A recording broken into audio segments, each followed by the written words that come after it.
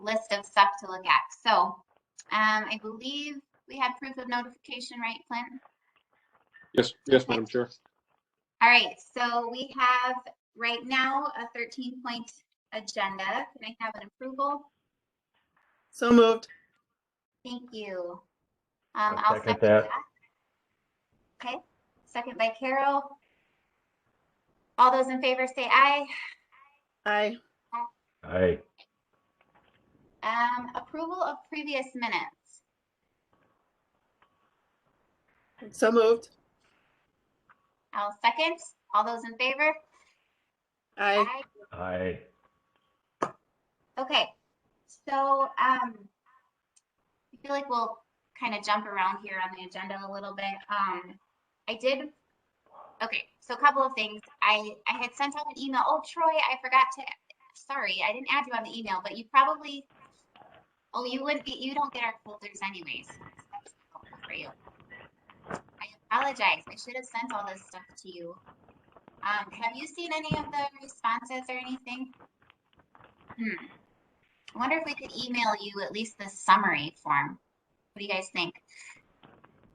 I can take care of that right now. Okay. I apologize, Troy. That was my, here I thought I was so on top of it for this meeting and I forgot that. But I did in our folder for board members, I did put, I had MIS create a specific folder that just has the documents that we've been editing. So it's got chapter 1, 2, and now Melissa added 3 with kind of like where we're at so far in our edits. And then I think it also has just that rough draft of the action plan. So I felt like if that's in a separate folder, it's a little easier for us to access every meeting than going back through which meeting it's in. So that's in a folder called Strategic Planning Documents within the Strategic Planning Committee folder. And then for our meeting, Cheryl Dahl was awesome and put together this really great summary of a lot of the responses from the employee department heads and boards. And that's what Troy, that's what Clint is going to email to you.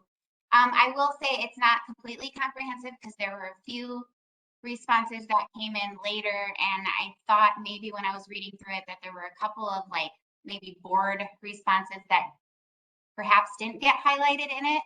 So my proposal then for us was to, because I also included in the document, I sent in all of the letters that we got, I'm sorry, in the folder for this meeting. It has all of the letters that we received from department heads as PDFs, and then Cheryl added all of the minutes from the various meetings of like department heads, boards where they discussed it. So we've got all of those in addition. So my thought was, why don't we try going through tonight the summary form that Cheryl created, and then once we get through that, we could look through some of the others for things that might have been missed or like the late responses, unless you guys have objection or other thoughts. Madam Chair, when did those get put in the folder? I didn't realize there were so many back. So I sent an email on Friday that I had updated the folder with what I had so far, or I should say MIS had. I'd been sending it to them. And so that had like some of the letters. I think Cheryl just put in today the summary of responses, which in a minute I'll have Clint pull that up and we can go through it response by response. And then so later, Steve, if you get a chance, you can look through. It has all of the letters, all of the minutes, and yeah, responses in there. Yeah, in I will. It's just I have not read them yet. That's all. No, that's okay. Well, I think it might be more than we can get through tonight. We'll see. So, Melissa, before we go, I guess I should just confirm we were done with chapter 3, correct? That was my impression for now. Sorry, I just put my soap in my mouth. Yes. Okay. Okay.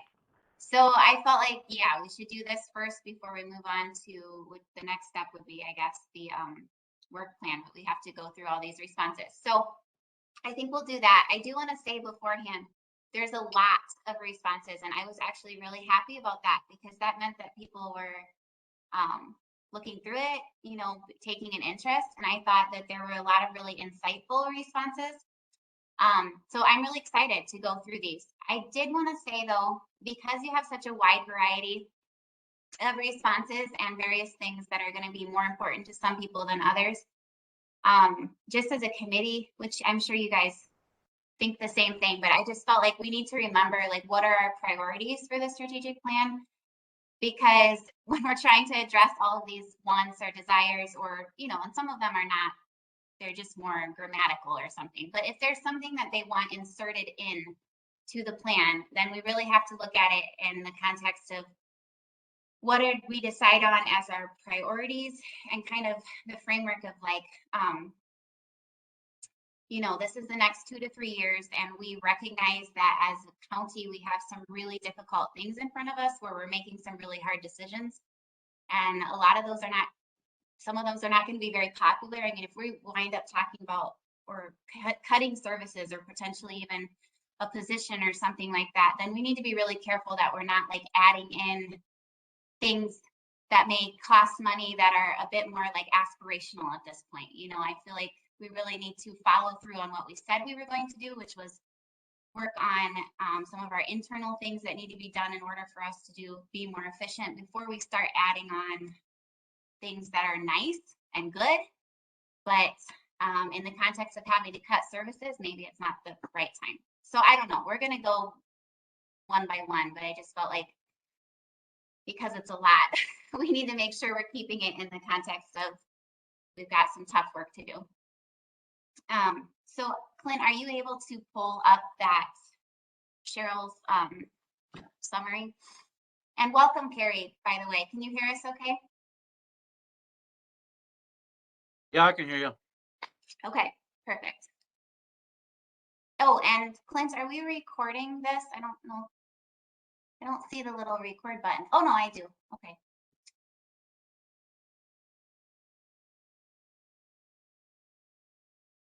While he's doing that, Bear I'll with just me. say, as far as agenda item number 11, I did talk about, I think we can remove that for next time because we did have the WRCO interview with Clint and myself last week, and then this week there's supposed to be an article coming out in the Observer regarding the strategic plan. So kind of accomplished both of what we wanted to do as far as that goes.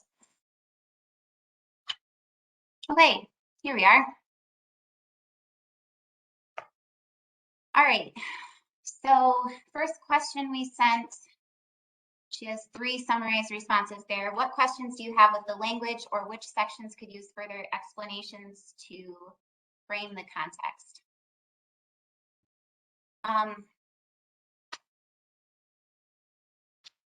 We might have to do some flipping back and forth when they're referring to specific things. So Josh, I think the only thing he's really commenting on was framework for decision making in chapter 1 could use a bolster from identifying more of the notion that we are prioritizing more state mandated functions as a core value. Any thoughts on that?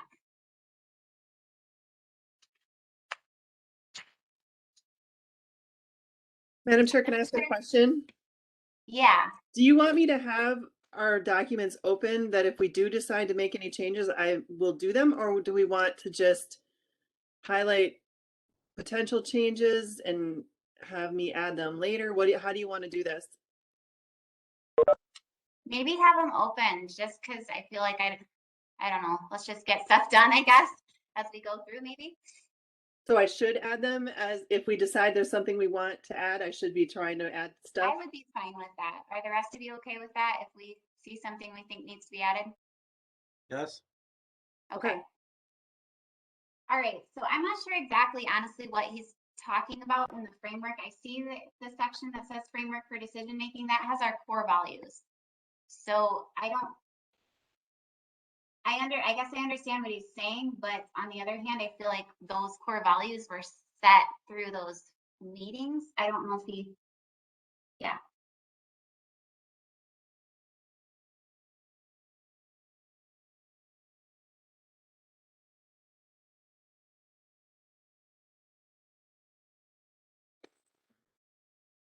I'm not exactly sure where that would go, I guess, under a core value, if we were to add that in.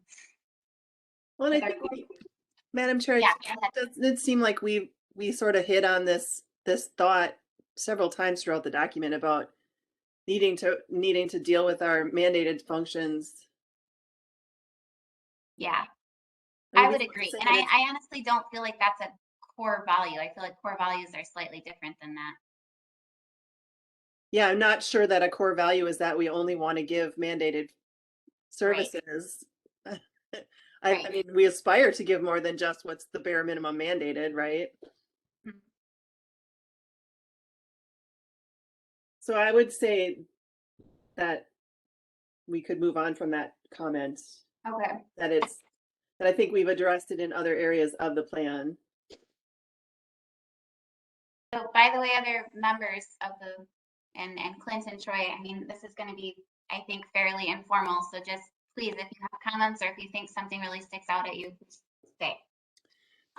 Amy does not have anything on that one.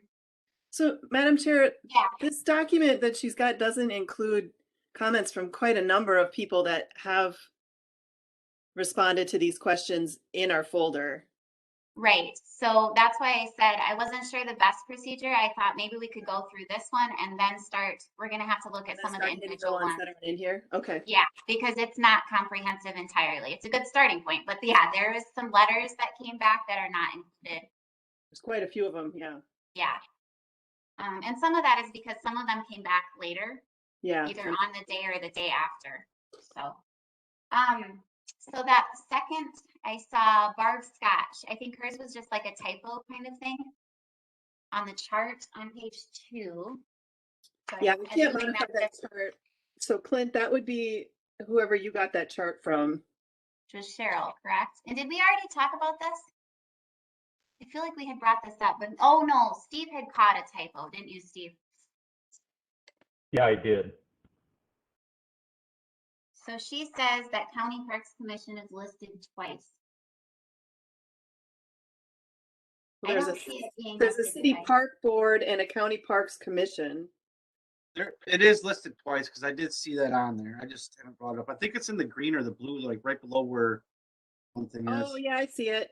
Yeah, it's in on the second column, third one down in the green, County Parks Commission, and then it's in the Yellow. lower section, yellow section 1, 2, 3, 4, 5, 6, 7 down as well. Oh, sure enough. Okay. And So then can you take care of that then? I won't deal with that. Yep, I'm on it. so she says Pine Valley is also listed twice. Did you guys see that one as well? Oh, I see Pine Valley under the pink.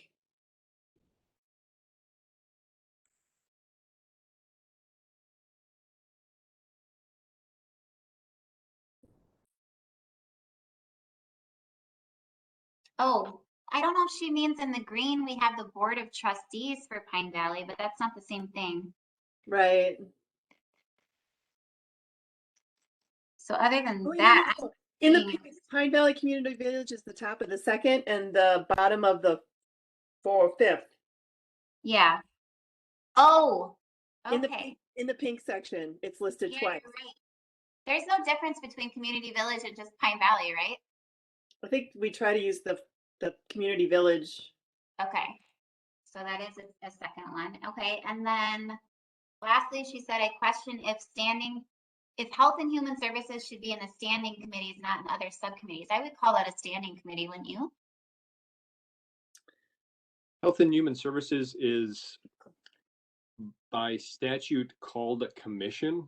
Oh, If I would say if we gravitate towards a model that's kind of more like Iowa County, where you have 5, 6 standing committees that have decision authorities, and the rest of them are kind of acting as advisory committees underneath of those, then I would say yes, it should be in a standing committee kind of a posture. I don't know if we're there yet, though. I don't see that we're going to be changing a lot of authorities and decision-making responsibilities across the committee structure document at this time. But that's how I view it. If there's, it certainly can be added to a standing committee type of a list. We would just have to make sure we kind of address it though as a still falls by commission for statutes when we come down to appointing would be about the only difference. I'm fine with leaving it as is. I didn't know the background on that. I was just thinking of in terms of, you know, we always meet.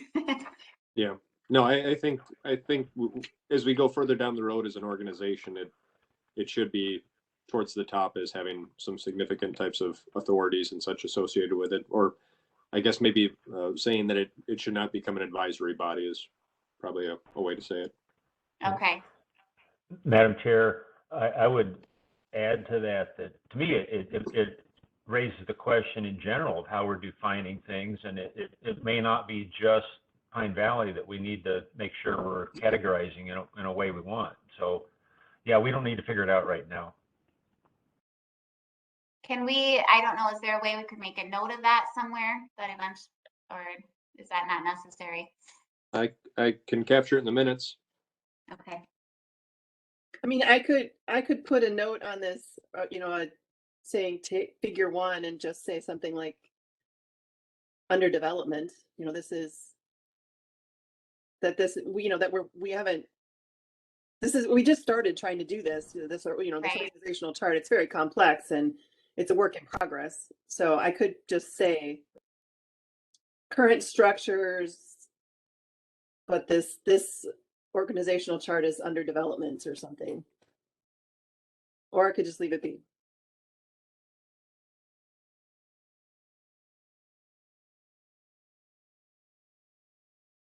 Which way would you like me to go? I don't really have a firm opinion either way. I mean, yeah, I feel like the whole thing is a work in progress, right? Yeah, I mean, that's true too. I And do by the think time we what finally- you, sorry, go ahead. I was just, by the time we finally publish this, we may have all these, we have this maybe what better defined by then too. Yeah. I do think what you said, Clint, as far as it, which I think this is important somewhere to keep note of, or at least have in our mind, that it would not, just because it's a commission doesn't mean it would become an advisory board, which I think, I mean, I sit on HHS.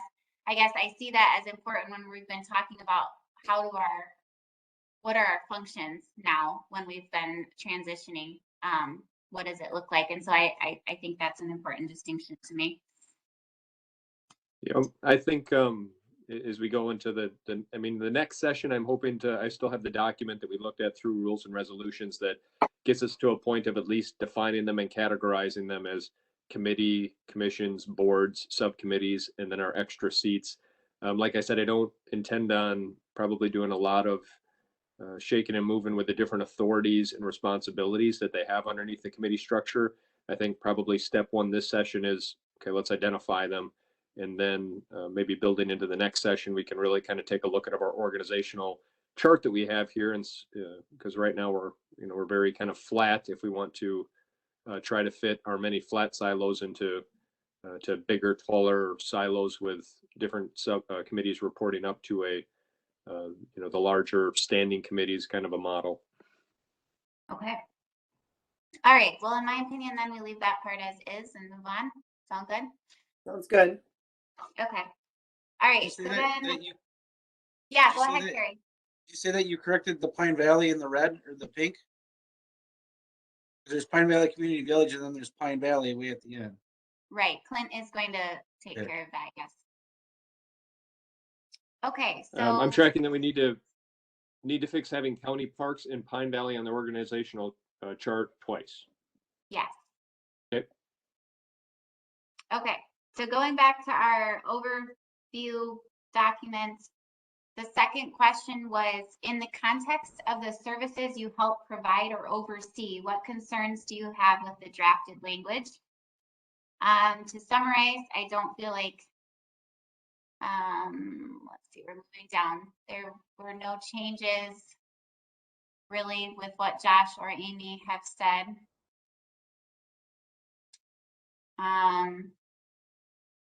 So, Madam Chair, I was wondering with Barb's comment, we could, so in the chapter 2, under Streamline organizational structure, we could because we have the first bullet point is centralized common countywide processes and systems under the county administrator, create finance, HR, and maintenance. We Mhm. could add some more descriptive language to include specifically, because I've heard her speak numerous times about how our computer purchases and things like that, we're not getting, the volume purchasing because we have departments here and there purchasing individually. So I don't know, it might be worth, because that would go, I think that is one area where it might go a long way in making us be more efficient. Although I don't know. But how would that get capped? I mean, because I hear what you're saying, but I'm confused as to how we would capture that, because I mean, technically we do have a centralized MIS. What we maybe don't have is a centralized purchasing for things that relate to MIS, right? Is Clint, that what you're saying? Clint, do you have more of insight into like what you think she might be talking about? Like she's saying, it has to do with, right now, we do not have purchasing policy. We do have departments that operate autonomously with their budgets, so making purchases on equipments. Some of that, though, is captured, though, underneath the MIS budget. The different pieces that are moving right now is working with the MIS department to kind of restructure and how their funds are positioned for a budget year, and kind of having the 10 their account underneath Fund 10 probably designated more as an office account, using then a different fund to kind of capture their service support roles. So we kind of can see, this is how much it really takes for MIS to really run and operate, and the pieces that they need at their workstations and such. Then this other huge chunk of the budget is all service support for the other departments, is kind of where we're going with that. Once we start kind of visualizing that, I'm hoping that we can, it's gonna bring more pieces then to that. The remaining difficulties that we may have, though, is working with other departments yet on ones that have different revenues and offset expenditures that they can bill out, or if there's different grants or things like that where they're still moving on other octopus tentacles. So trying to bridge all that in might still remain a challenge, but we're on track from a budget perspective to try to get things more focused again towards having a central MIS service support fund to support our other departments, and putting more of our computer and our software such into that fund. So could we just simply add in a task in the work plan that just speaks to what you just said under this, because we should, in the work plan, presumably we're going to have centralized common countywide processes and systems under the county administrator, and I'm sure there's going to be bullet points, at least 3 of them that I can see here, that might go underneath that, and we could expound on the MIS specifically there if we need to. You certainly can with communication systems. I think that would be a good fit for it. So if I understood you, Clint, what you're saying is that reorganizing financially, you see how that can happen, but we just need to be careful that when it comes to going for grants or other kind of funding sources, that we're not reducing our chance to get the maximum possible. Yeah, there's always exceptions. I mean, I think of my other experiences with other counties. You let's say you move everybody to the same paper and printing and scanning types of you have one contractor that we bring in. MIS helps manage it for us. We bring in one system to do all of our printing and all of our scanning and all of our faxing and all that type of thing. And that can be good, but then if we're then kind of getting one bill, we'd still have to financially make sure that gets apportioned out to our proprietary types of funds, to MIS, who might be submitting some of it off for administrative billing. There's different mechanisms like that. And then, like everything, just as I'm not trying to talk against centralizing functions for costs. You have to recognize that sometimes the pendulum can swing back and forth for, okay, now we have everything centralized and we're reducing costs, but then we might have concerns with not being quite as flexible and meeting everybody's needs, as some examples that I've experienced.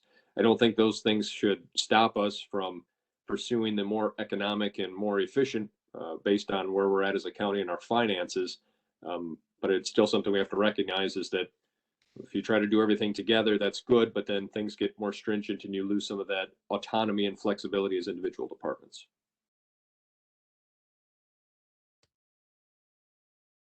Okay, so are we leaving it at that we're putting maybe a bullet point in right now on the work plan? Is that what you were doing, Melissa? That was a suggestion. I don't, Okay, I mean, I don't know, Clint, I guess, honestly, I would leave this to your discussion. Do you think this needs to be added in right now, or is it already adequately going to be addressed? It's going to be addressed in some way, shapes, and forms as we continue moving forward. How much of it a priority is on other types of things, that can be debatable as we point back to the document to try to reference it for where we're at on any type of a decision point. So the harder it's in there in black and white, the more you can point at it down the road. Can I say something? Yeah, go ahead, Carrie. So I think the main focus of what she was saying was like our high dollar expensive, computers, TVs, stuff like that. So I remember one instance back a long time ago when I first got on that I think Pine Valley's got a different phone system than what is used at the county at the courthouse. And that led into some type of an issue with repairing or having supplies or some type of a network issue. And that was never thought about when they were building that. So I think that's what she's trying to capture is like, if we go ahead and do something, let's make sure that we all have like similar brands or stuff that's able to work on and not something that's like completely way out there that would be nice to have, but it's not kind of compatible with the way we're running our operation. I would that's say what that's, she was kind of hitting at. yep, I concur, and thank you for summarizing that, because yeah, that touches on different discussions I think we've had on Cisco switches versus other switches, and then buying computers, whether or not departments can go shopping on Amazon for the cheapest, most cost-efficient one versus going through a more tried and tested models that they feel are going to be more better shelf life and less maintenance on, all those types of decisions that we discuss back and forth. I mean, so given our overall goal of focusing inward and fixing all of these kind of things, doesn't it seem kind of important to capture this somewhere? I would agree. I just don't know the language on how to capture that. I was hoping one of you brilliant folks had a suggestion. Well, I mean, I still think we can capture it as a task in the work plan and not have to add it to this document specifically. Okay. Well, I'm looking at the chapter 2, the streamline organizational structure. I'm seeing that in those bullets under there. Centralized common countywide processes, improve the county's procurement process. To me, those sound like they're giving us the impetus to do those kind of things. Right, but I think what Melissa is saying is that this is a specific then like bullet point that could be inserted underneath those broader goals. Yeah, it would be in the work plan as a tactic to achieve that goal. Do you have the work plan, Melissa? Are you able to edit it? I know it's. I am. I don't know. Well, it'll take me a minute to find it, I think. I know, Troy, you put that together, didn't you, originally? Troy did. Yeah, the Excel version, is that the one you're? Yeah. I believe I do.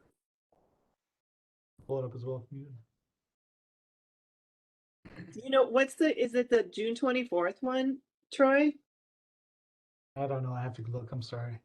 And I'm not even sure which version I had them put in our folder.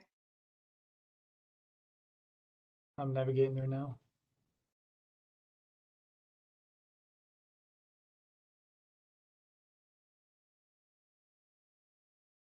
I've got one dated 11/1. Okay, let me look at my email. You probably That's the one that I have in our folder as well.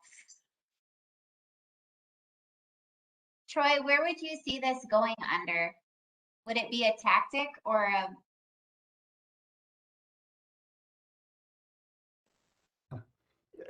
Yeah, well, I'm stymied like y'all.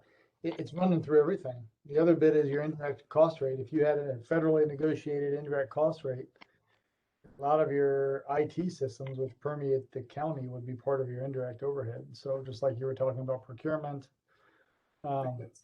it's hard to pull it apart because it's honestly integral. Most of the grants you get will have an equipment line item. I know your transit grants will, probably Darren's over there in emergency management. So are you really thinking systems wide about what you need 2-3 years down the road when you put these grants together? You know, all those kind of things. So you're saying that it affects a lot more than one bullet point? Golly, I think so. And that's what's tough about it.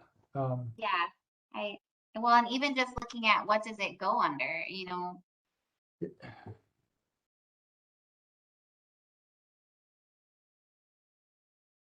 Is there a way that we can just put it in as a note of something to inform some of the other tactics that we make? Well, let me be silly about this. Could it be a metric? You know? Okay, well, that's why I asked if you thought it should be a tactic or something else. And then what, like, how would you see that as a metric, or where? If we see that this permeates everything, and I'm going to say something maybe that makes sense, but if we see that this is actually permeating most everything, maybe one way that you gauge performance over the next 3 years is with every project incorporating MIS. Could we do it better? Are we aligned across departments?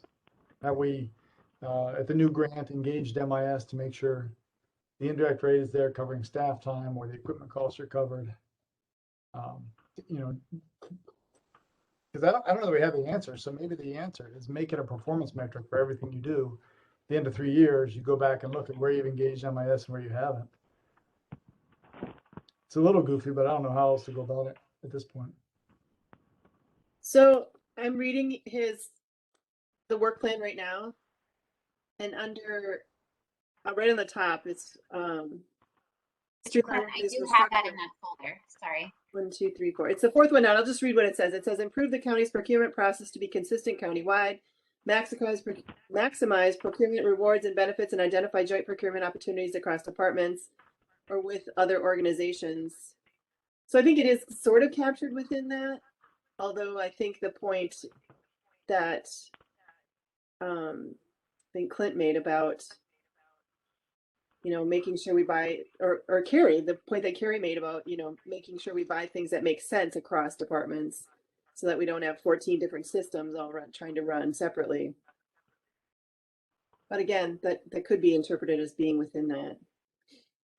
I'm just wondering, like, I don't know if maybe performance metric would be the answer, just to have it. Like, I get that it's being captured, but the thing is when, Right. as Troy is saying, when you have all these different things that could fall under, it's easy to forget, like, oh, Right. are we looking at how this fits in the bigger picture? Right. You could make it as its own thing because it's a metric. I mean, it's an achievable goal that we could say we did it or we didn't do it. Although I don't know, it's going to keep coming up though. So it's going to be one of those things where it's never probably ever done. So it's not necessarily a metric. Isn't it probably one of your key inputs? So somewhere down in the plan, we talk about staffing, and a couple of key questions I raise is, could you outsource this? Could you, whatever those 4 or 5 questions are when you're thinking about creating a position, right? Right. You mean the part where you say, like, can we build, should we buy? Yeah, build it, buy it, blah, blah, blah. And, you know, maybe this is one, you know, maybe we just, what is it they say, put a pin in it. Maybe we see what else comes up that we need to consider every time you spend significant amounts of money or have reoccurring processes, right? You look to align it across systems. Did you engage IT? Did you, whatever? I mean, it should be standard operating procedure for anybody who wants to buy something to call IT and say, hey, how's this engaged? Just don't know how to implement that. Well, I like that, making that a standard operating procedure. How could we include that here? How about we just say that we're going to create a standard operating procedure that encompasses whatever he just said. Sorry, I was looking at this. Troy, that was great. So wait, I could add, so are we saying that I would add a bullet to the streamline organizational structure, tactic action? I would add another action, which would be create an SOP, create a SOP. Can you say one more time, Troy, kind of just summarize what you said? Yeah. Don't tell us you lost it already. Yep. No, I don't know how to do it without long-winded rambling, but you know, all the stuff that we've talked about with procuring equipment, aligning systems under the administrator or whomever, writing a grant. I don't know what these big financial decisions are that reoccur or that are maybe even one time. Because I know in grant writing, there's obviously implications here, as there is procurement through your general fund. Implementing, maybe it's an IT review. You know, your resolutions have fiscal notes and legal notes. Yeah, And you something need where that we on a resolution. consult with MIS or have MIS review. What do you think, Clint? I have a note right now in the minutes that says discussion on creating a standard operation procedure for ensuring system continuity and information and computer systems. That's good. Right. Okay, I've added it. I mean, I've added some not very nice looking. I mean, it's not very pretty, but I think I got everyone's ideas down here. Okay. All right, then I say we move on to the Okay. next one, or we will be here all night. Not really. I'm going to stop us before we're here all night. Okay. Find it again here. Yeah. So were we finished with B then? In the summary document, yeah. Okay. So then C, yeah, I didn't feel like there was really, okay, I guess Josh says he recommends adding language pertaining to obtaining further education and advancement training for employees. I felt like that was already in there, but I didn't, after reading it, I didn't check, but I'm gonna look right now.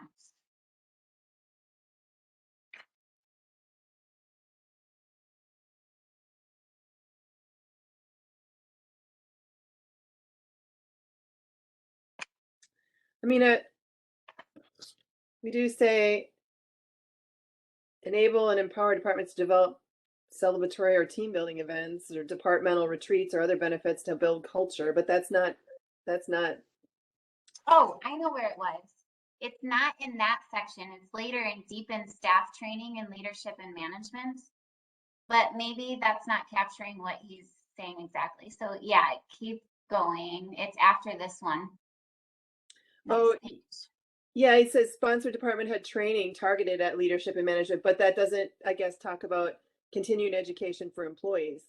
Right. I mean, I guess the only thing I was thinking was that second bullet point is ensuring conference attendance and professional development is aligned with goals of the strategic plan, but that's not really clear whether that's Right. leadership doing that or is that everyone?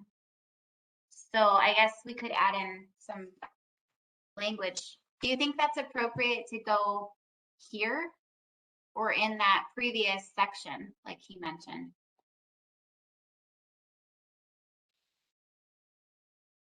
Or, I mean, furthermore, first of all, do we need to include this? I mean, for example, I know that like Health and Human Services, I mean, there's so many, for example, required things that they do have to meet, as well as I think that they offer other, I guess I don't know across the board if departments do this on a regular basis already.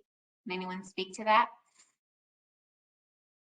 I can't speak for all the departments. I know many of them have different continued education requirements to keep up different licensures and things of that nature. I'm thinking of, like you mentioned, Health and Human Services, Sheriff's Department, ambulance, etc. For the rest of them, I know that there's discussion that we try to get folks engaged with conferences and such, but I don't know how much of that goes out past like department heads or leadership and how much is actually getting pushed down to employee levels and other folks that are interacting with the public. I can't speak to all departments. Madam Chair, Yeah, what if we looked at the deepen staff training in leadership and management and just change the wording so it's a little more general, so it also includes education and advancement training in general, not just for leadership, and then add a bullet or two that fleshes that out a little bit.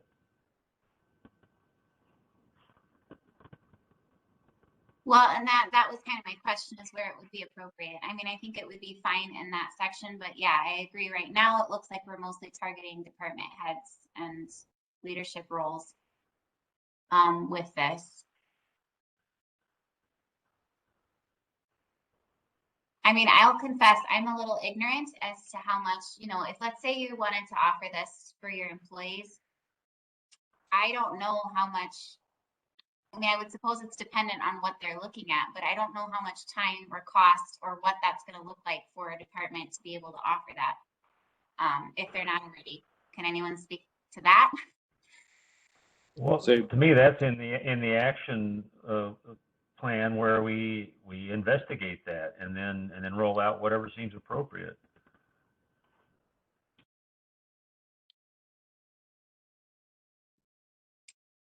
All right, well, if you guys, I mean, we're looking at this one. Do we want to change the heading of that section where it says deepen staff training and leadership and, sorry, now I lost it. We could do deepen staff training in leadership, management and education. Like, what's the wording he used? I know, that's what I'm trying to think. Further education and advancement training for employees is how he termed it. Madam Chair, on the last bullet for deepening staff training, it says create a culture of sharing information and learning from peer counties. Can we just add into there, create a culture of encouraging professional development with employees, sharing information and learning from peer counties? Does that get specific enough to try to capture it? Is that still kind of all still deferring to peer counties in intentions? Encouraging professional.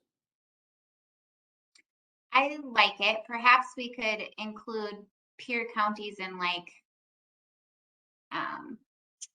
We could just say including learning from peer counties. exactly. That's exactly what I was going to say, because then that makes it not the focus of the sentence. Create a culture of encouraging professional development for employees and get rid of sharing information and just say create a culture of encouraging professional development for employees, including learning from peer counties. Well, I mean, sharing information doesn't just have to be with peer counties, does it? I mean, that could also be within a. So put a comma, let's see. Encourage professional development for employees, create a culture of encouraging professional development for employees, sharing information, including learning from peer counties. That's kind of awkward. It is. And I just noticed too, bullet 2, we do touch on professional development there. So I don't know if we're hitting the same thing twice. How about we just include encourage, and on that second bullet, include language like basically what he just said in his thing. Encourage further education, advancement training for employees, and then also like, and basically just say and ensure that it. I don't know. Right, because I mean, the point of the second one, I think, Not really for that.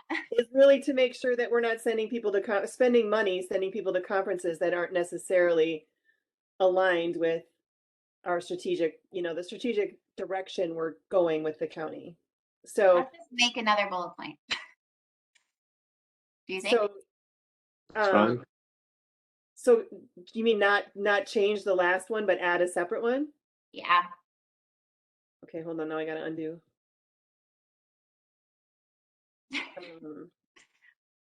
Here, so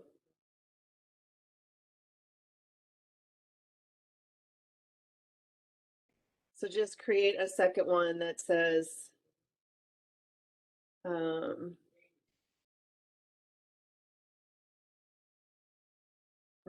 don't know, encourage. I like the encourage, 'cause it's not a hard, like you like what? I like the word use of the word encourage. Okay, encourage employee attendance or professional development. And I mean, a lot of things are online now too that are less costly, so that's nice. That gives us a way to do it and not have people necessarily going somewhere. Right. employees' attendance or participation Mm-hmm. in professional development when appropriate. Sure. I mean, that sort of captures what we're Yeah. going to be sending every employee to any conference that they want to go to in the United States, right? Correct. Okay, so I left the fifth bullet the same and added encourage employee attendance or participation, or I don't know, or encourage Both. employee And attendance / or. There we go. Fixed it. and or participation in professional development when appropriate. Is that, we're good? Yes. So what are we, did we change the wording of that section of the heading or not? No. Although, I guess that was my original question, because I feel like the heading itself basically makes it look like it's focused on, You could do leadership, Leadership. management, and education. yeah, or, yeah, And professional development. yeah. Yeah, because then that seems like it encapsulates or includes more. Got it. Okay. Can I offer one thought? Yes, Madam Chair? please. Oh, sorry, I've got a monkey No, wrench thank here to throw in. So part of the thinking on that item was kind of, you all hit on it a bit. There's lots of conferences that can enhance a certain job or task, but not necessarily give an individual a broader sense of how to improve efficiency, quality, right? So you can go and you can learn about zoning compliance and zoning law. And I'm using that example because I did this at Lafayette County before I came over here.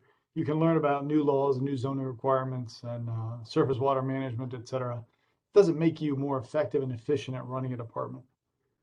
And so based on what I had heard through the planning, that's what I was trying to tease out here, is the difference between learning a task better and continuing the knowledge within a changing industry and applying higher level operational thinking to a department.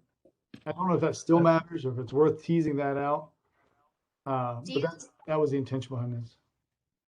Yeah, and I hear that. And so then I'm wondering, do you feel like what we were saying would be more appropriate elsewhere? I mean, like, for example, Josh had basically referenced earlier in the retention section for employees.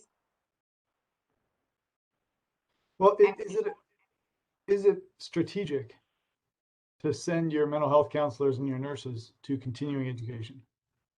Or is that bare minimum requirement of the job? I don't think that is strategic. I think it's a bare minimum requirement of a job, right? It's not strategic that you all come to county board meetings or maybe even attend a conference. You see what I'm getting at? The strategy piece of this is what's elevating you beyond. I'm thinking of things that go beyond like what you have, like continuing education credits. I thought that his context was in the context of basically just advancing in your knowledge in your role. Are you saying you feel that's not an appropriate like strategic priority necessarily? Not necessarily in and of itself, because again, to use my example at zoning office, new rules are rolled out around zoning and surface water management or whatever. I always got to know that stuff because I administer the ordinance, right? It doesn't necessarily help me pursue excellence and efficiencies and so forth at the department.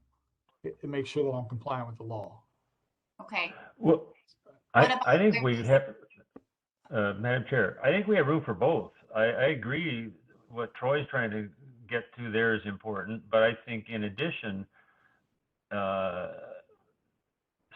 people would want to have training or education opportunities that will let them advance in their career. And that can be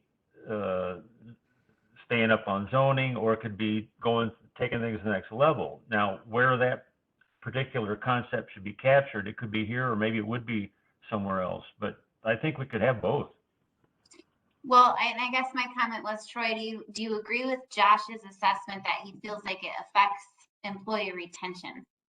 I'd recommend Good effect. Let me read it real quick. We add language pertaining to obtaining further education and advancement to training. Yeah, so he's talking about advancement to training. Yes. So to me, that aligns with my intention of what I had in that section. Now maybe that needs teased out. Further education is just too broad. Just my own opinion, it's too broad to be an effective strategy. Because Okay. it could be learning the tasks that change in a changing regulatory environment.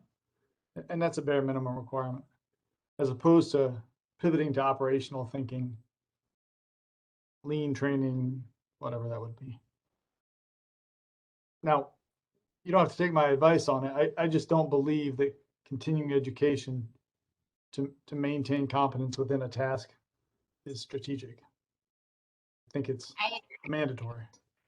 I feel like I agree with that. But what I was trying to say, though, is not that, but to provide opportunities for education or training that would give someone a chance to go to a new and further in their career, not just to maintain competence. Yeah, see, that's 100% my intention in what I wrote. And if that needs fleshed out, then I did you So- and said add language. then Troy, Okay. how would you recommend changing the language to tease that out further Could you bring it back up? instead of what we said? Yeah. Clint, are you still there? Can you bring back up chapter 2? I've got it here somewhere I can pull up.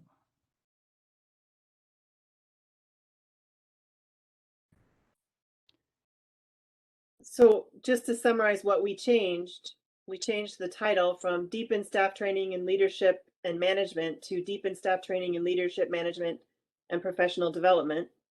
And we added a bullet at the end that says encourage employee attendance and or participation in professional development when appropriate.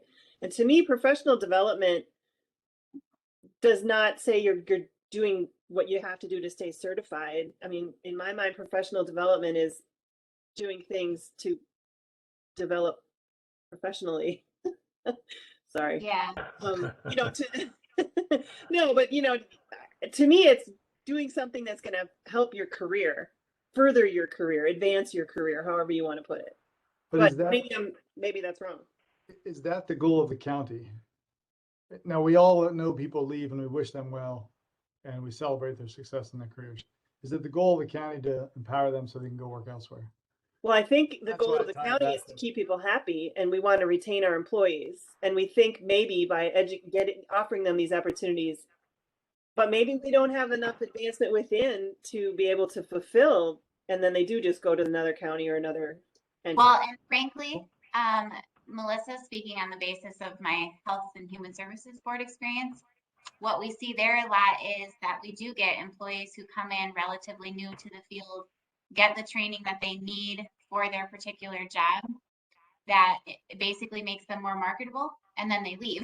Now, I'm not saying that we stop offering those things. I mean, a lot of them are requirements, but I guess to speak to what Troy is saying, is it actually accomplishing the goal of retention right now? Which, I don't know, that's splitting hairs a little bit because theirs are like required things. But honestly, if we don't have enough for advancement, maybe it wouldn't really retain them. I don't know. Clint, do you feel like that this would fall under a strategic priority? I know I'm putting you on the spot. I think it becomes down kind of in the eye of the beholder. So I guess I would say that you could probably argue for it in the context of knowing financially where we're kind of heading.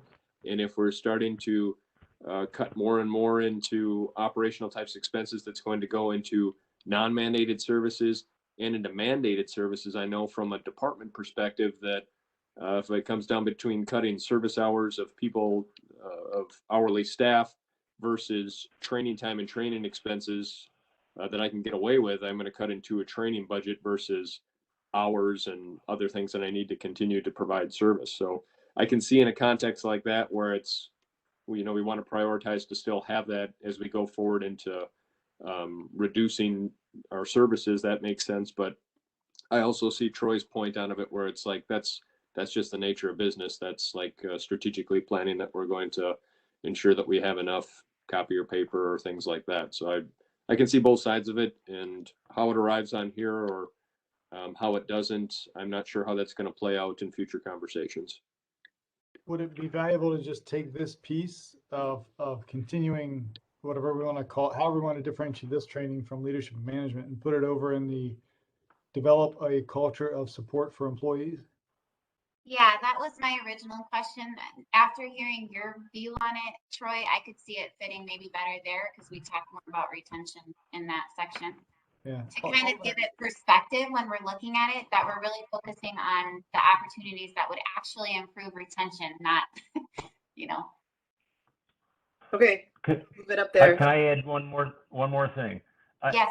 To me, this also speaks to, at some point, you got to think about succession planning. And yeah, if you give someone training to move to the next level, you have the risk that they might leave, but they might stay and be your next level of management. So that's part of it too. Mm-hmm. Mm-hmm. Okay, and so then I think with that, Melissa, then maybe we don't change that heading that we had. I already changed it. I put the bullet, it's now the last bullet on the upper section Okay, of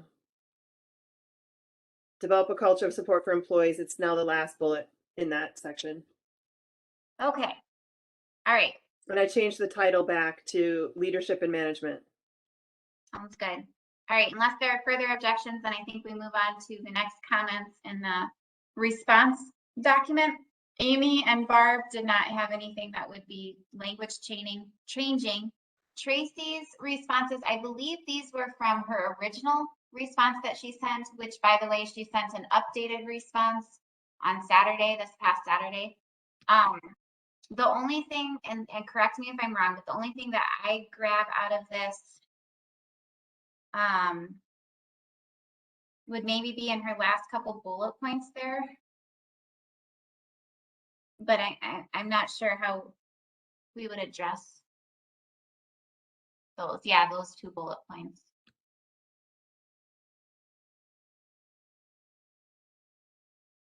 I guess I can just read it. Other processes have been and continue to be implemented in order to maintain and improve coordination between service staff and fiscal staff to assure available funding is claimed in a timely manner. Okay, never mind. That was what they're doing. The last bullet point, the county's financial software system does not easily provide the types of reports that would be helpful for identifying trends and conducting projections. HHS would advocate being involved when the system is upgraded or replaced in order to provide input and assure that it will meet the needs of our department. So I know we've talked about these system upgrades, etc. Do we have this actually in any type of tactic or bullet point yet? I think we do have it mentioned where did I see it? It had to improve our ERP system. Oh yes, that was one of the very first bullet points under organizational structure. So top of chapter 2. Yeah, it's the 3rd bullet point under that first one. Keep going all the way up. There you go. Streamline organizational structure. I don't know that do we need to put in or like have a note or anything to include? I mean, I guess, Clint, what were you envisioning when you do get to this point? Were you planning on I meeting with the various departments to get input on this already? Yeah, and a change on an ERP system is probably, with our thin staffing levels, is probably a 5-year project to try to manage it.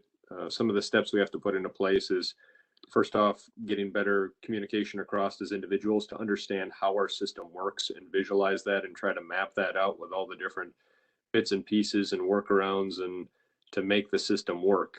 From there, you can start looking then at evaluating different software and better understand how it's going to impact your behaviors, or maybe more appropriate to say how you're going to have to change your behaviors to match what type of system that you're going to bring in. It's a very, very big, cumbersome project with much wailing and gnashing of teeth. And we're going to have all of our financial minds at the table when we undertake this. There would be no other way to do it. This is not a thing where you could just do top down on, hey, we're doing this, because that would be bad. Right. I would agree with that, Clint. But my question is, are there going to be any other intermediate upgrades or changes before that where Tracy's concern would come into play? I'm not tracking any on any of them right now. I know we just purchased and are in the process of getting a new AS400 box in with the mindset that that's going to be our system to bridge us until we hit a decision point on what we want to do. Lifespan on those boxes, I think, being 5 to 7 years or 7 years or so. And I think our current one's over 10. So we're looking at this one as the final bridge to decide if we want to do something new when we hit the lifespan of that. With that too, we plan on starting, we had planned on starting kind of financial meetings once we kind of close out this year, where we're bringing together our financial folks from the different departments on a, perhaps not monthly, but at least quarterly, to begin information shares so we can understand what folks are doing and have a little bit more possible kind of coverage and understanding if we have to do a replacement, again, kind of touching on that continuity factors and understanding each other's bits of it. So we're hoping to start those conversations and building that finance team to start kind of building the base to attack this project. I think what Tracy's concerns are in the short term, I don't know of any type of systems electronically, but as we bring together our minds, there might be behavior in human systems and policy changes that can help with those types of things. But trying to even generate the reports, if we understand kind of what data they would need with conversation, it could be something that we could potentially work with our current service techs to see if our system can be configured to better help manage and generate those reports. So it sounds like her concern would definitely be addressed and be part of the process when we eventually do an ERP migration. Yes, and that's kind of one of the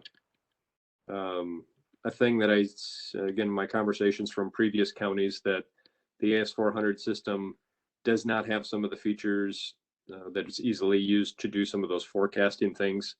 I will say that, like with anything though, if you change to a new system, as you certainly know, Steve, there's goods and bads that come with it, and you realize that your old system had a lot of things that that you grew accustomed to and worked out very well. Yeah. Okay. All right. So in my opinion, I feel like this is covered. We can keep going. Yep. Okay. So then in section D on the responses, I don't think that there's anything we need to address in there. It's mainly just their, feedback on how they feel about it as a whole. Like I said, there were some people who are concerned that we're not going to follow through with it. I think that's just a case of hopefully proof in the pudding when they see us following through with it later. So E. Yeah, again, I don't see anything that would require any changes on E. From Amy Hoffman. Then we've got general comments.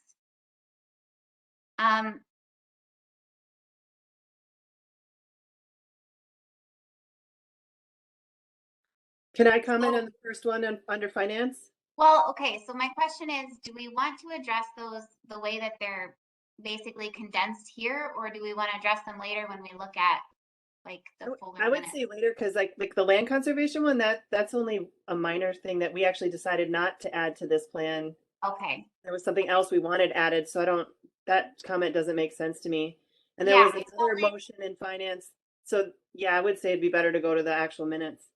I felt like when I read through these and then I looked and compared them to minutes that, yeah, it would make more sense to look at the minutes because it's a little fuller. However, if there's any that are just comments, well, Barb's were just a repeat, so we already saw that.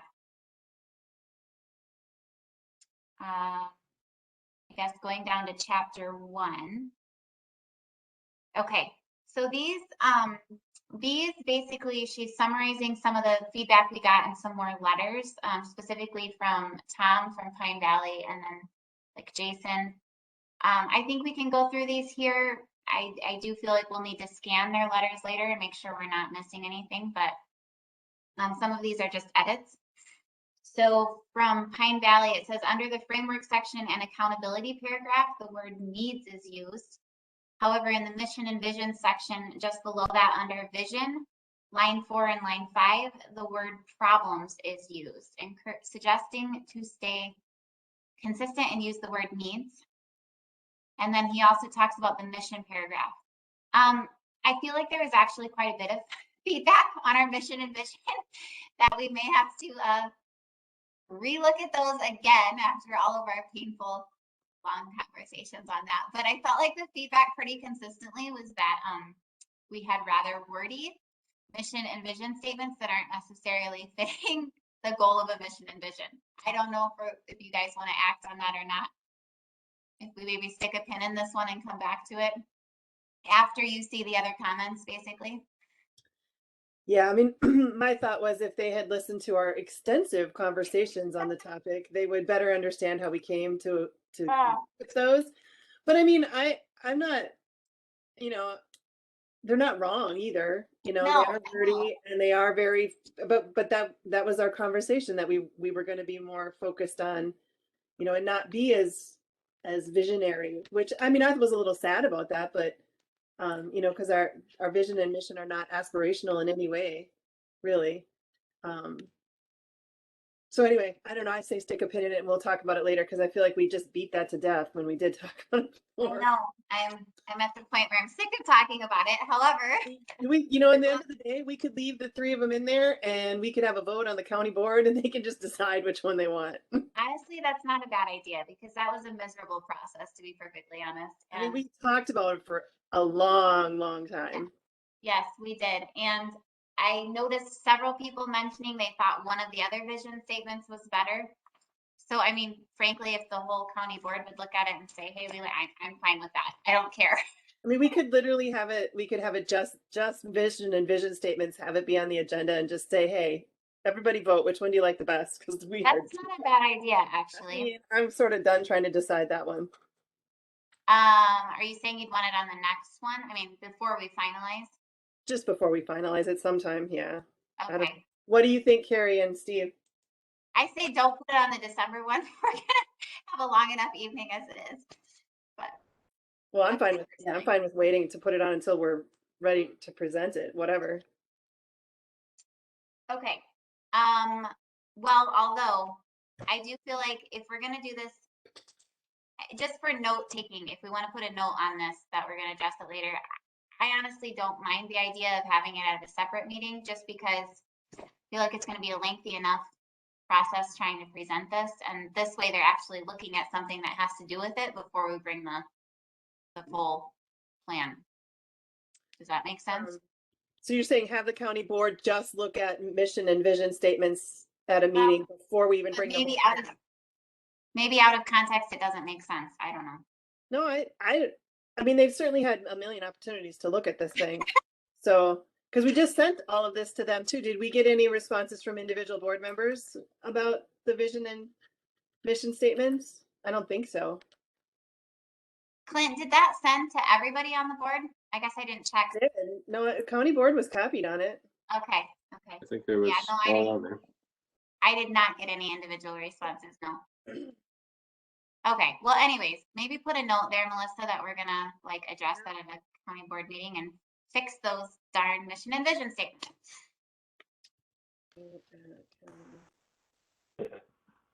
I'm not sure I understand how that's going to work. Tell me again what you think we'll be able to accomplish in the board meeting. So Steve, we had what we settled on as a mission and vision in chapter 1, but then on the back of the page, we also had like 3 different options for each that had been discussed and considered. And basically, when you go through these responses, there was quite a bit of feedback on the mission and vision statements. And so we're saying, you know what, maybe we'll just have the county board take a look at our 4 different options for each and vote on what they want. Well, I'll just say that, yes, we spent a lot of time on it, but I think, unfortunately, it's necessary. I think that's where we really have to set priorities, and it's not a quick process. It's not. However, I feel like all of the mission and vision statements I mean, it's not like if they choose one that we didn't use that it like changes the direction of our plan. They were all similar as far, at least to me. Correct me if I'm wrong. It wasn't like one was drastically different. I agree. Yeah. I mean, So it's not that they will necessarily inform the plan differently. It's just a different way of stating it, I guess. Well, I'm not sure I agree.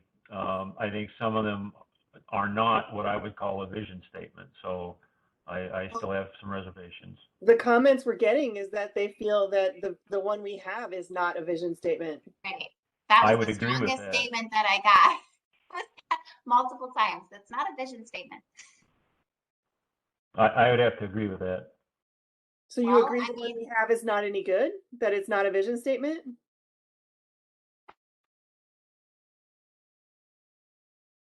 I mean, Steve, if you want, we can have this discussion again and we can vote on a different vision statement right now.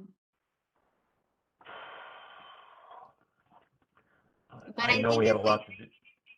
I think if we present it to the county board in the sense, in the framework that this was our feedback when we put forward these, we had developed these based on some of our priorities that we discussed as a county board, you know, basically getting there. Because remember, this is a mission and vision statement for broader than just our committee. Oh, no question. I agree. But again, when you think about how long we chewed on it and struggled, if we've put this in the agenda for the whole board, it may be something they don't want to quickly pick either. That there may be a lot of time needed for them to really think it through. So I don't know how that would go. Well, historically speaking, I don't feel like in our meetings, we typically spend a huge amount of time. I think they would have had to have looked at it prior to and had some thoughts. I mean, generally, I don't feel like our discussion usually gets to take a super long time within the context of a county board meeting. But you guys, I mean, yeah, I don't know. Carrie, what do you think? I think it's fine. Which is fine. Yeah. Vision statement. And I'm also in favor of letting the county board add to that.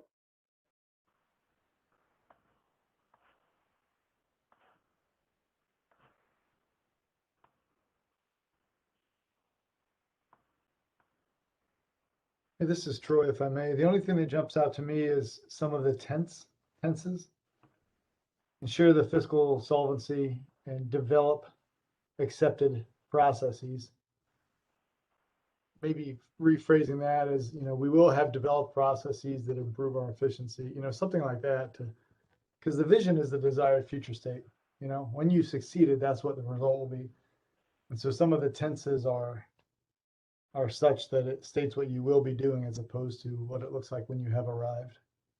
But the other thing that strikes me is you all in particular and others have had a lot of conversations about your current financial state and the capability you have to actually dream big. And I think that's a hard thing to educate folks on is perhaps the moment right now with the 4% decline in population and all these other challenges you face. Now's not the time to dream big. Now's the time to get your house in order, get your foundation under so you can dream big in another 5 years. Right. I mean, that might be the other way we can handle it is just to say that we had lengthy discussions and we came up with these particular ones because we are trying to inwardly focus and, face all these challenges, in our current circumstances. And that 3 years from now, when we make a new plan, maybe we can be more aspirational. Well, my only beef with that then is that the vision statement right now says it is a 10-year vision. So based on the plan that we have, which is very focused on next 2 to 3 years, what can we do internally to address some of these issues? Perhaps we do need to relook at how we state our vision statement. Yeah. I'll walk back what I said earlier a little bit. When I said it's not a vision statement, I keep getting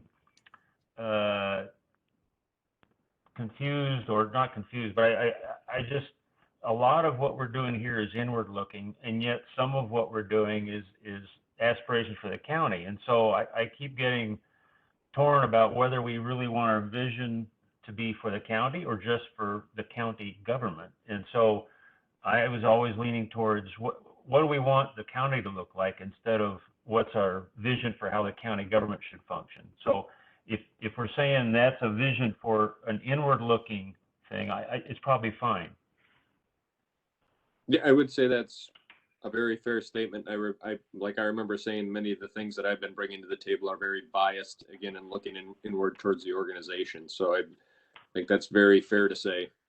And if things are more aspirational to service delivery and what the community should look like on the impact, then yes, that vision statement doesn't fit for aspirationally what we would want the county as a community to look like.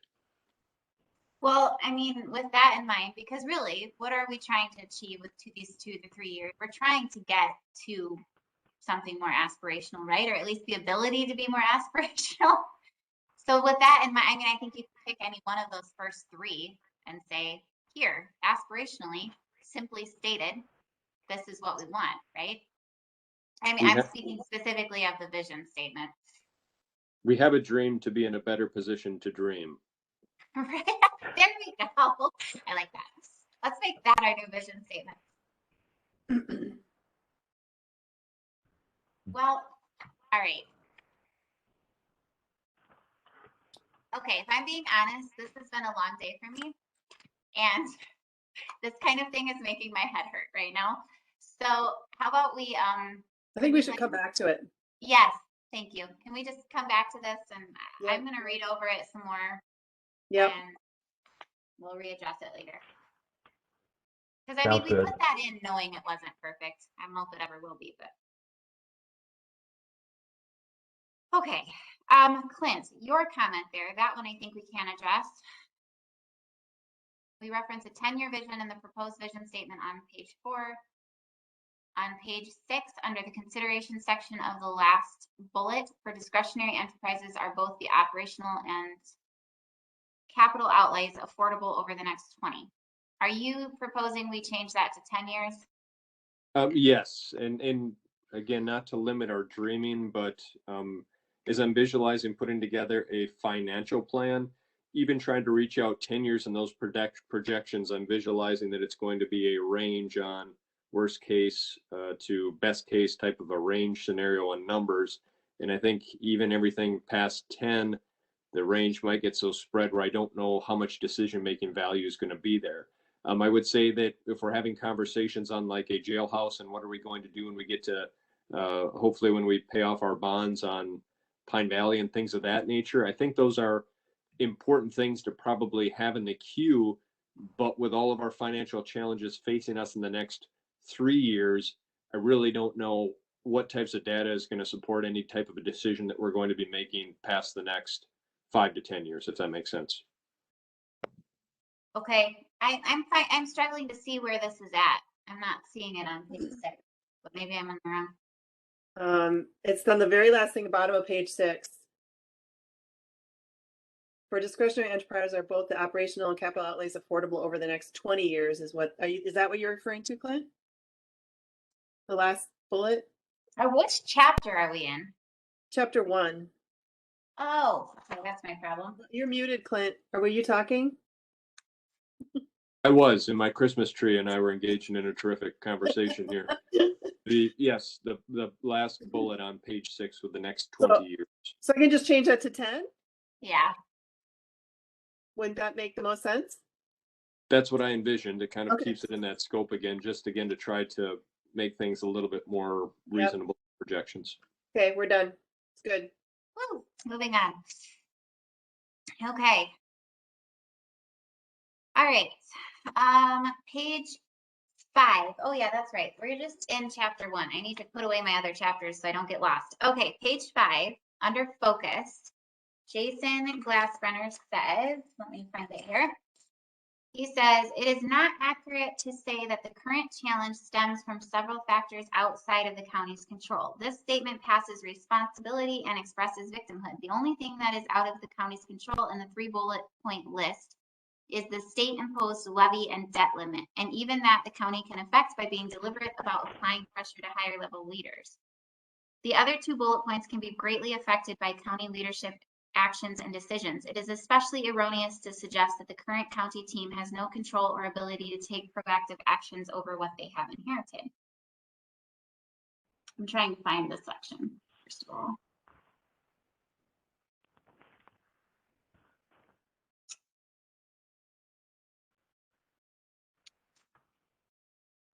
Why do I not see it?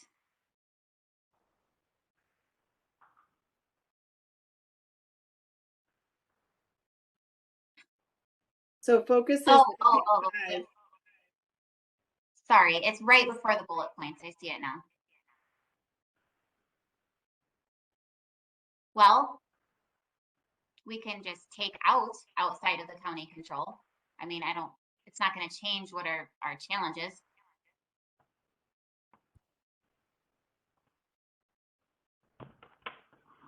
Because frankly, those are challenges whether we say they're out of our control or not. We still have to address them, right?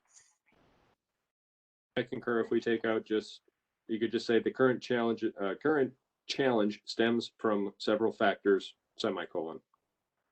Yeah, including or whatever. Do you see where we're at, Melissa? Yep. Okay.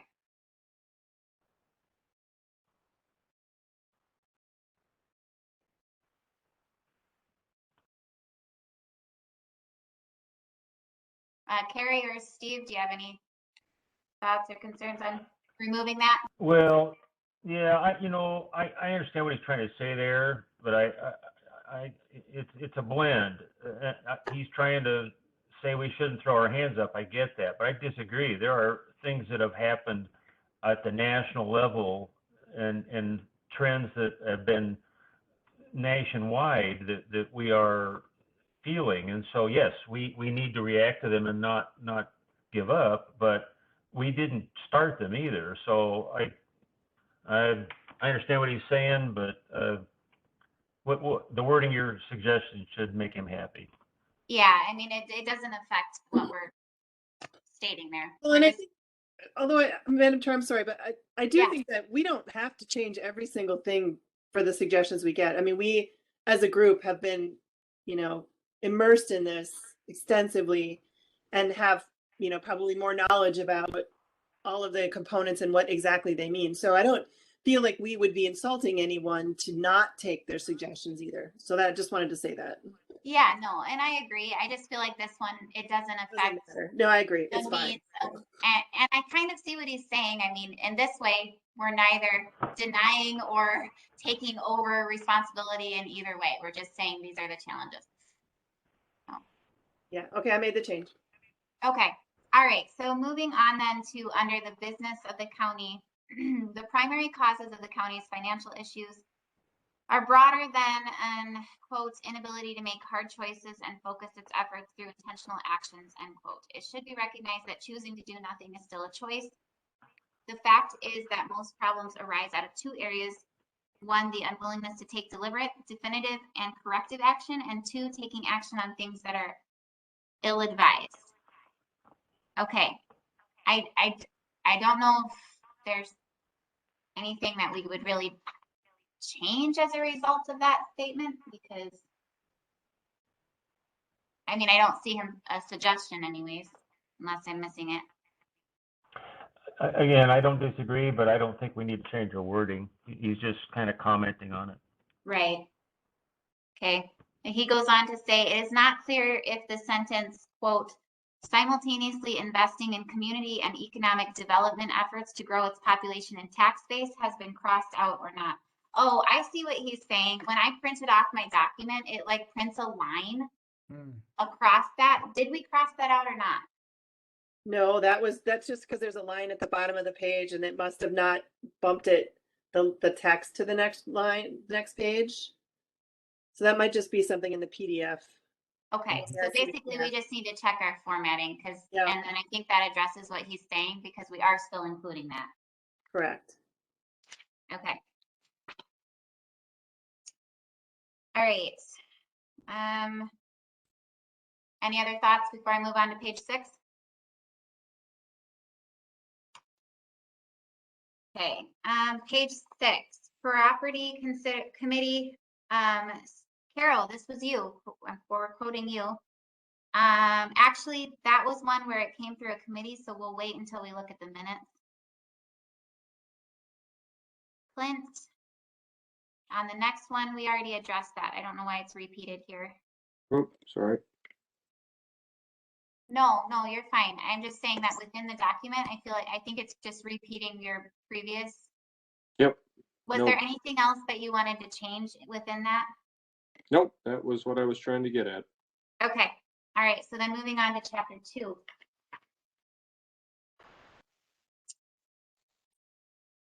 An email was received from David Turk concerning IT needs. I don't think that was sent to us. Melissa, you would know. Does that mean that it was sent to finance and personnel? I think it was supposed to. I never saw it, so I don't know. Okay, well, we'll look at the minutes later because it says there's a minute. Because I'm confused. Does that mean that Sean was making a motion for something that would affect our committee? No, so Dave had sent an email listing some tactics he thought we might want to add about IT needs. And I guess the motion was just to send that email to our committee for consideration. The email that Supervisor Turk had sent kind of touched on some of the points that Director Scott had mentioned with hers on centralized types of processes and purchasing and things of that nature, and to have a focus on most everything we do now has an IT touch to it. Okay. Well, does anybody have that email? I do. I can. All right, well, we can look at that later if you forward. If you think that we've already covered that within our previous discussion, then I say we move forward. My opinion is that it is kind of touched on there, and that I plan on having it as a conversation piece when we put together our financial plan to kind of support our strategic plan, or vice versa. All right. So land conservation under page 1, I think again, we'll look at that when we go to the committee minutes. I'm a little confused by that last little section there. I think that might be from Pine Valley. Yeah, it is. Yeah. And sure. I don't know why it's there. Right. And I think, again, we've already discussed that this is going to include departments when we're doing that. So rules and resolution committee, again, we'll look at that later. Same with finance and personnel on improving financial practices. These are just more committees. Okay, so let's stop on that UW one. We don't have anybody here that sits on that. I don't know if they made that actually a motion, and I don't remember when I read the minutes. I was at that meeting. I think what Supervisor Gaccio was trying to arrive at was to have all committees kind of act like finance and personnel, with putting together agenda summaries, having those documents in a folder and on the website, access to and recording, I think, were some of the talking points. Which, didn't we already kind of try to put that in as a goal or a tactic, Melissa? We did. We did, and the transparency. Yeah, although I think we stopped it at making sure they're on our iPads, and did not go so far as to say that it was going to be on the website, because we had a discussion about how much work that would be for IT. The current language. Sorry, go ahead. I'm sorry. I was just going to say, I think the current rule language changes that we had, it included committees that had a majority made of county board supervisors, I think was the target. I'm sorry for interrupting. No, that's fine. I was just going to say that our second bullet point under that section, which was transparency on page 8, it does say meeting materials listed on county website for all meetings, which I know we had discussed, which then, as Clint is saying, honestly, it's not, I don't know if that's, is that what Tim was asking for? Or I was he think going so. beyond? Yeah, I think Yeah. we've already covered it in that bullet. Okay. All right.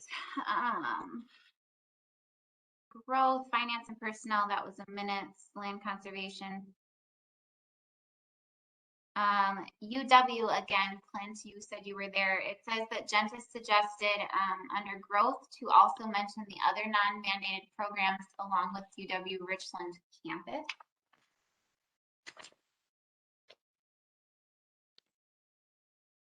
Do you know which section she's referencing? I mean, I see growth, but I don't see.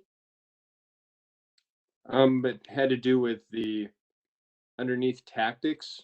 Am I on audio? Okay.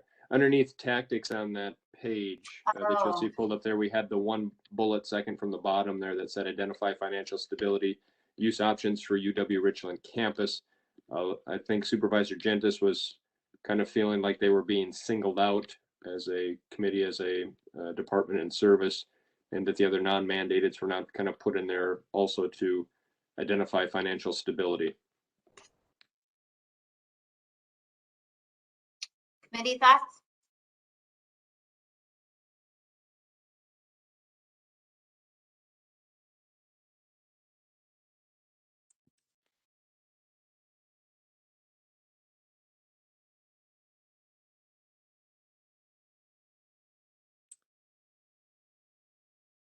Did I lose you guys? Are you still there?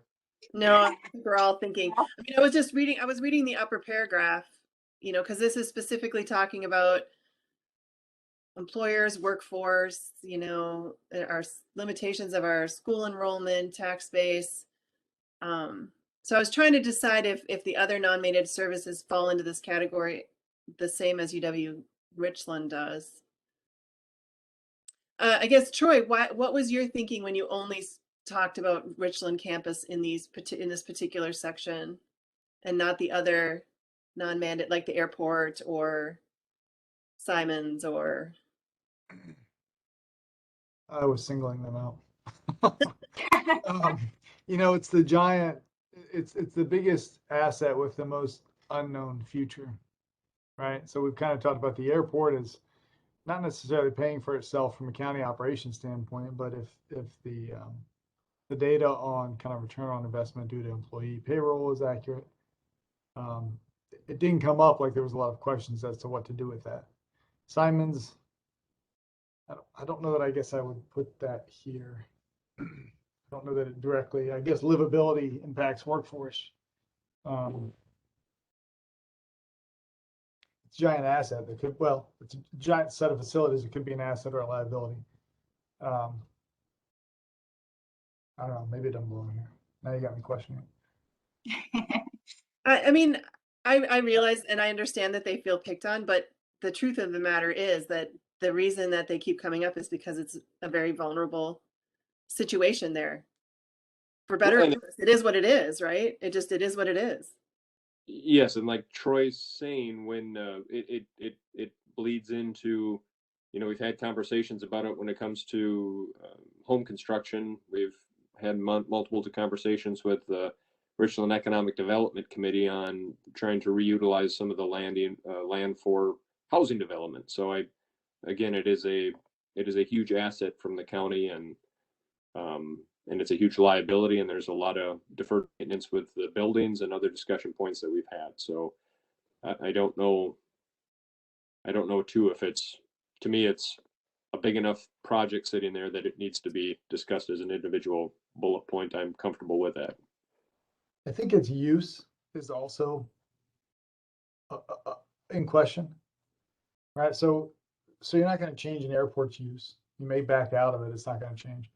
If you decide to get out of the business of Simons, it'll either privatize or go away, maybe, but somebody else will have ownership. This is a monster that you own, and I think, unless you've heard otherwise, whose future is still, it could be very uncertain, right? I think it's the use aspect of your asset, as opposed to an asset who's got to use, but maybe you want to get out of it. The use itself is different. Yeah, I mean, I think it should stay there as it is. Yeah, I agree. Carrie and Steve, if you don't have objections, we'll just leave it. I agree. Okay. All right.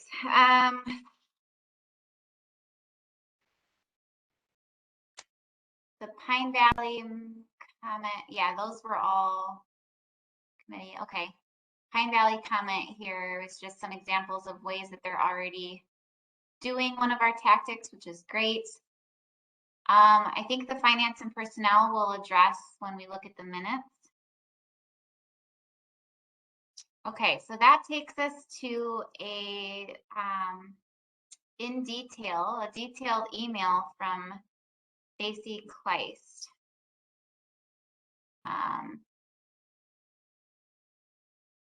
All right. So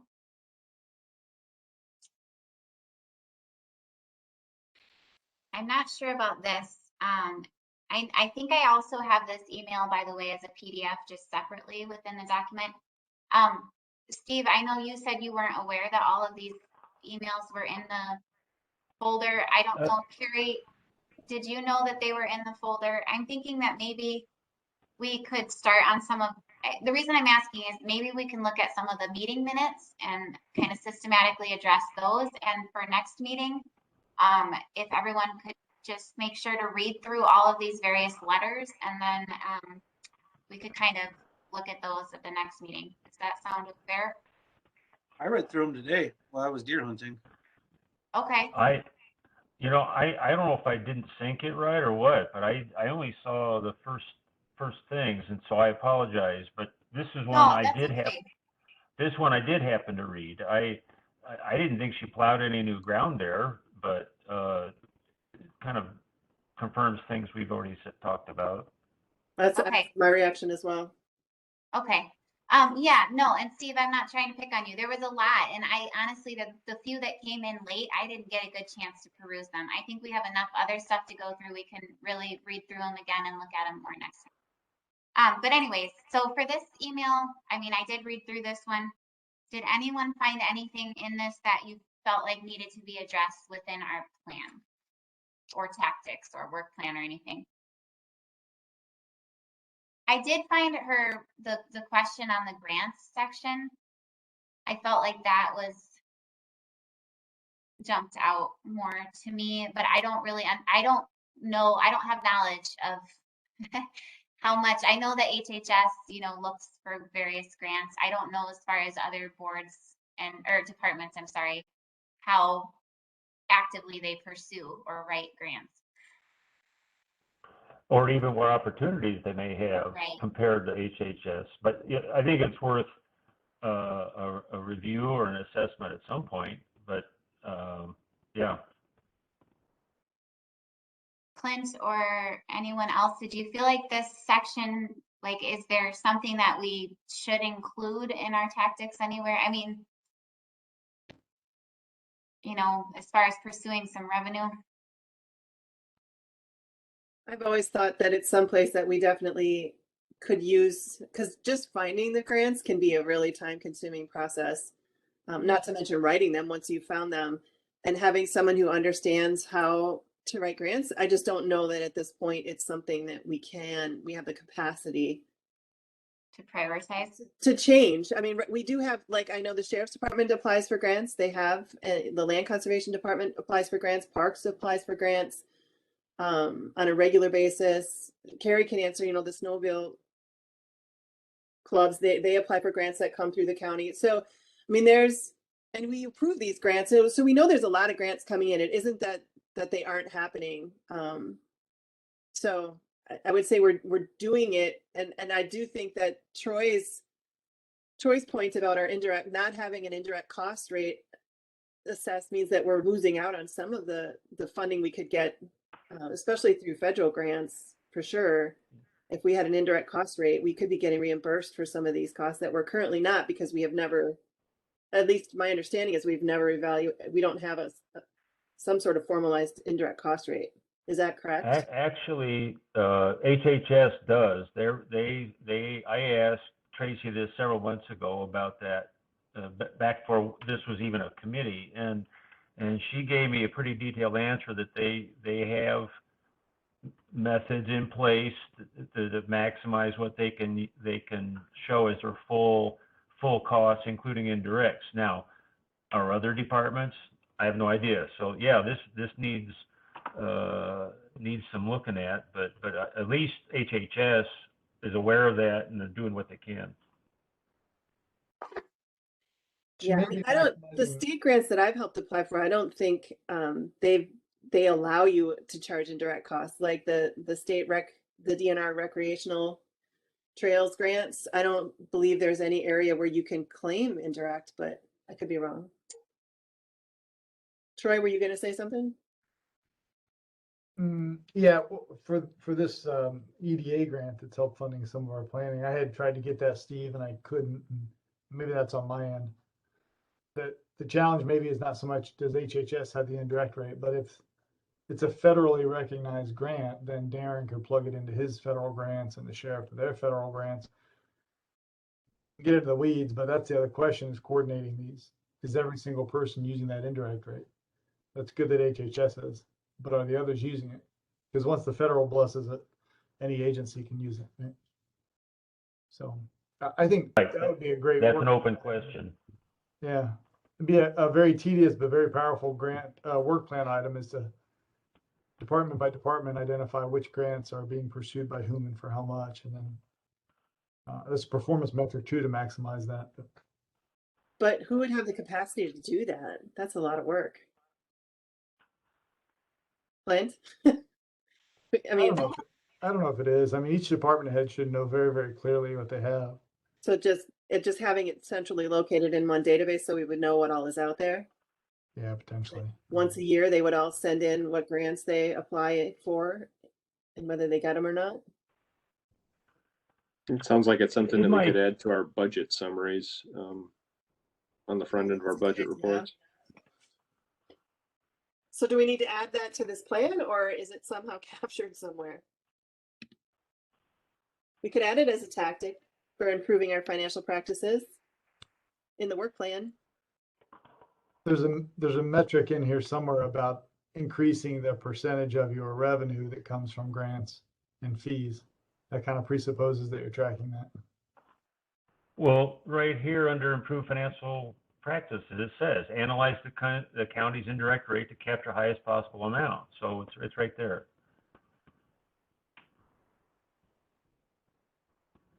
Okay, sounds good to me. But Well, that doesn't capture right. tracking all of the grants, but we could further define that tactic. Wait, it doesn't what? It doesn't define how many grants we're applying for and getting, or, instructing us to actually figure out how many grants. Oh, I see departments. what you're saying. Well, maybe that's a metric. Yeah, that's what a metric under that section. I could add Yeah. it to the work plan.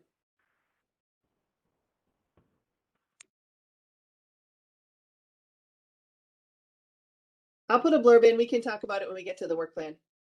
Okay. All right, guys. Feel like we are at 8:15. If we try to bite anything else off, we're going to be going through some minutes and things. So maybe let's talk about possible future agenda items, and then which we haven't really been adding anything there, and then our next meeting, and call it good for now, unless anybody has an objection to that. I do think. Oh, sorry. Go ahead. Madam Chair, tracking remove agenda items 11 and pick between 8 and 10 for future agenda items. And then I didn't know how much solidified action or something that you want, if you wanted feedback from the county board on your visionary statement.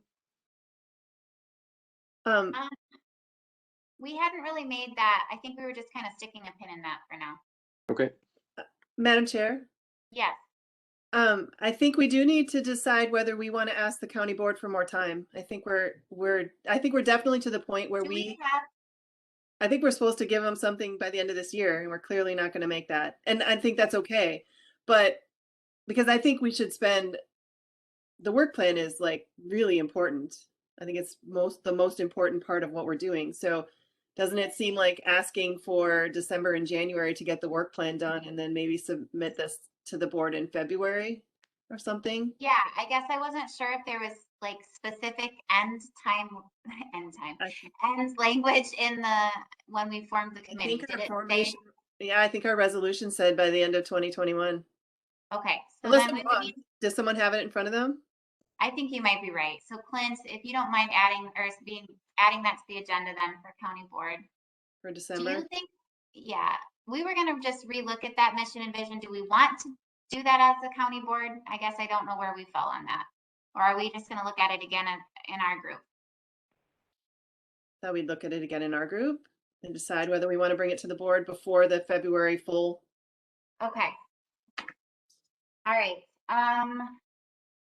okay, so we're gonna move that to county board to extend our committee. Any other, future agenda items or things we need to address?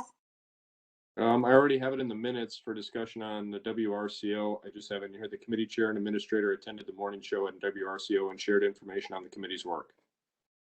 Yes, and I guess this was prior to the meeting, I had mentioned that there will also be an article in the Observer, I believe in the next issue, being posted about it as well. Okay, thank you. Mhm. Okay, well, if there aren't future agenda items, then let's talk about our next meeting. I know it's holidays coming up, but if we're really gonna get this done by the February county board meeting, we need to look at least meeting once in December towards the beginning, probably. Do Yeah. we think we should say February or should we say March? The March is the last shoot- one before. Yeah, let's shoot for February right now because I want to make sure we absolutely are done by March. So we're gonna shoot for February. Can I offer a thought to be maybe shot down? Is there any, Yeah. maybe we've talked about this, is there any value in, because once you're on March, you're at the doorstep to elections. And then May is your organizational meetings. At the staffing level, I've seen directors, in fact, I've been on both ends, the hiring and the onboarding process, where strategic plans are either done and they're given to me as a director, or as a board member, we got them 90% done. We didn't adopt it because we wanted the new director to look at it and inform it. So now those are staff positions and maybe elected officials aren't the same, but I just wanted to posit the thought, is there value in waiting to adopt it until you potentially get newly elected officials? Or will they not add value and you want to give it to them as an onboarding tool? I personally feel we want to give it to them as an onboarding because of the amount of time and the context that the current board has, and along with Clint and everyone else has spent putting into this. I feel like walking into that decision, if you were a new county board member, I don't know. I know, Clint, we talked about this a little bit on the radio, that honestly, we would feel like this would be more of like a directive then at that point for as a new board member coming on. Unless you guys feel They differently. can't change it though. I mean, if a board, the new board decides they don't like something, they have all the power to change it. They do, but at least we haven't like not completed something. Right, and we have a lot of knowledge that we've gathered in getting this all put together, and they aren't going to have that same knowledge. So I guess our job will be making sure that the new board understands where, that we've written a plan that they can understand how we came to those conclusions or understand what we're trying to accomplish. I have a question. In terms of us trying to get this settled and a resolution voted on it, does the work plan have to be completed or just the main document? Would that gain us a little bit of elbow room? I mean, I think it would maybe come down to semantics because it said strategic plan. So if you're saying that the action plan would not be technically strategic plan. However, I feel like maybe it's just me personally. I kind of want it all, have it all. Hey, Madam Chair, so my reaction is that I think that the work plan will help inform the county board members who are not heavily involved in this process about how we actually intend to accomplish what we're talking about. That what we're saying in this plan isn't a bunch of, pie in the sky, that we actually have a plan on how to accomplish it. So I would say that it would be more effective probably to have both documents together. That's my thought. Thank you. That's a better way of stating it because I know one of the big things with this, the challenge was really to get buy-in from other board members and maybe even department. I mean, because frankly, they have a valid, you know, concern that this wouldn't get followed through with. So at least we'd have something attached to it that, you know, can show that we have a plan for moving forward. Coming back to a date, the week of December 6th, on your calendar, you'll have County Parks is on the 5th. I'm sorry, on the 6th. I believe that first Monday.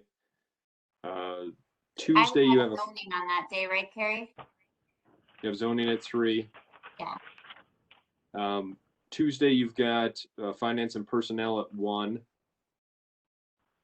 Wednesday, there's a highway committee at 5:30. Thursday, there's a health and human services board meeting. Friday, there's LAJC. Well, I am booked that whole week with other committee meetings. I am too. Every single day I got something. Yeah. Okay, what about the Parks and highway. 13th the day before county board? I have a 4 p.m. or 3 p.m. land conservation, but otherwise I'm available anytime. You're talking about the 13th, right? The 13th, yes. 13th Monday? Yeah. I'm available. Carrie. I think I'm working that night. So I would have to get up early. Yeah. Let me look. I'm open. real quick. Steve, you're open. I mean, the other option would be to look at that Wednesday, the day after, but we're getting closer and closer to. No, the 13th would be fine for me. Okay, so then the question is, do you want to push it into the evening like we've been doing, or do back to where we were at the 1 to 3 session?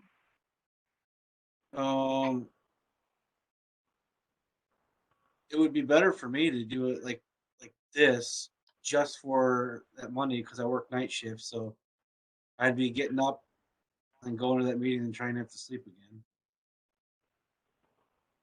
So 6:30 would be good. Yeah. Or I could do the 1 o'clock. It doesn't make a difference, I guess. But then you'd be getting up in the middle of your sleep. I would be, and then trying to go back again. Yeah. But I'm willing to work with what works for Troy and Clint because Right. I mean, this is extra evenings for you guys, and yeah. so when we, yeah. Steve, I'm good either way. I'm good either way. Other than I have a 3 p.m. meeting. I think I have something else going on that evening, but it's not something that I can push off if we need to. Yeah. Troy and Clint. But my convenience is at 1 o'clock, but I understand you're at a 4-person committee already, and then one of your supervisors has got a life outside of the committee that he's trying to sleep at. So if we can do a WebEx type of a meeting like this again, I can certainly make it work. I can do 1 o'clock. Wouldn't be the first time I've done something like this. Well, Sure. I'll be sharper at 1 o'clock, but I don't know. Yeah, the only challenge I have is I have a 3 p.m. land conservation committee meeting, which there's no WebEx option for, so I have to be in Richland Center at 3, and it's a half hour for me to get there. So Could we move it? Oh shoot, then we're moving it even more for you, Harry. Well, could ours be in person at 1? Would you be willing to be in person for this one, Melissa? if everyone's willing to wear masks, I'm fine. Okay. Oh, I'll wear a mask. All right. Well, shall we shoot for that then? Where do you still have to go somewhere to get to your I do, LA? but it's not far. I just have to go to up by All right. KFC, the DMV. Well, and I have to pick up my kids at 3, so we're gonna need to end a little bit before 3 anyways. So we'll just plan to end a little early. Okay, Sound good? We start at 1? sure. Okay, I'm sorry, Carrie. Next time we'll try to pick a date where you are not sleeping for work. I apologize. Or interrupting his vacation or interrupting his deer. No, we have been more inconvenient with this. Come on, Carrie. All right.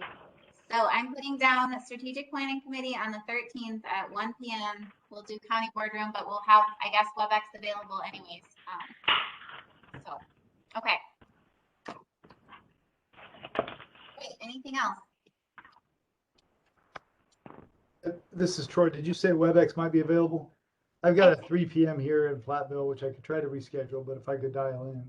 No, yeah, if that's okay with you, Clint, I think still having the option of WebEx would be nice. Yeah, I'll have to coordinate with MIS. Worst case is I can try to learn how to manage it. We'll make it happen.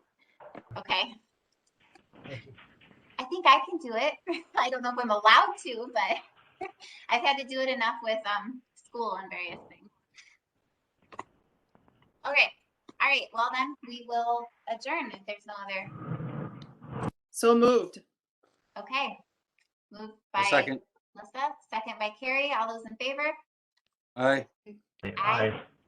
All right. Thank you all for spending your evening. Appreciate it. Clint, I don't think we'll need to talk more about the agenda then for the next